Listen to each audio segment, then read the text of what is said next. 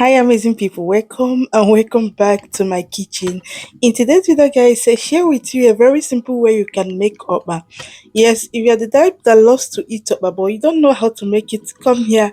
I will show you a very simple way to make it.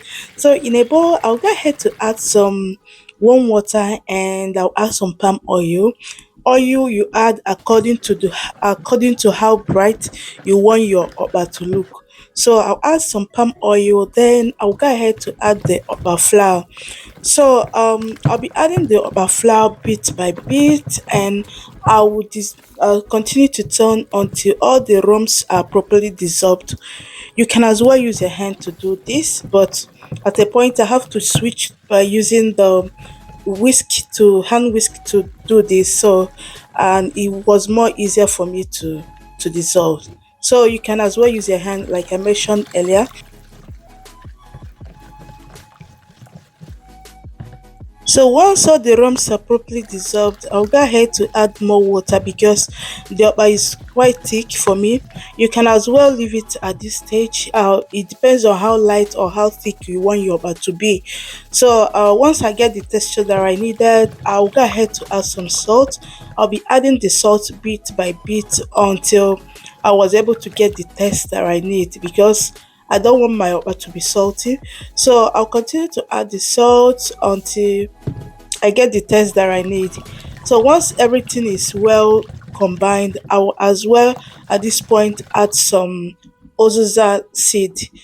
Uzuza seed is the only thing, and some salt and pepper that is the only they are the only things that you need to make your okpa. You don't need maggi, you don't need all those seasonings to make okpa.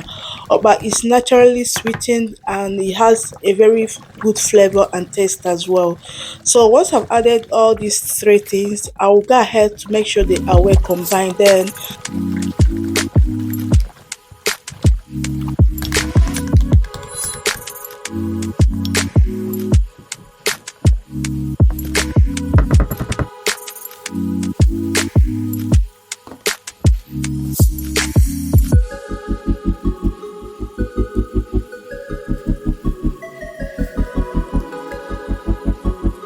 so here I'm making use of nylon bag to portion my okpa, but you can make use of ramekin or you can make use of any container of your choice, or you can as well make use of foil paper to tie or portion your okpa. But for me, I needed a particular texture or a particular flavor from that okpa. So that's why I'm making use of the nylon bag, even though I was making a mess, as you can see what I'm doing here. But at this point, I was not able to give up because I needed that texture from that upper. That's why I'm making use of the nylon bag. So once I'm done tying the upper, and then I'll go ahead to add in a boiling water because I already have my pot of boiling water on the gas. So once I'm done, I'll add that. Then I'll allow this to cook for 30 minutes at most, and the upper is ready.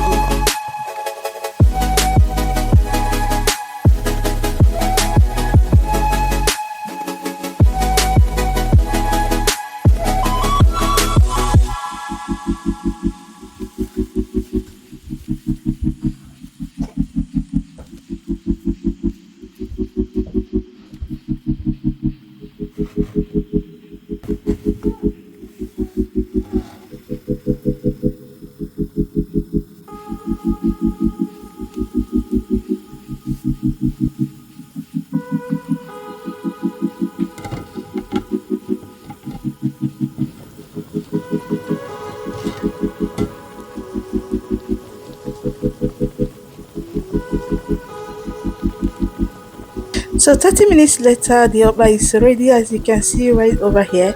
And yeah, thank you so much for watching. If you have watched to this very point, thank you. I do appreciate your stay here.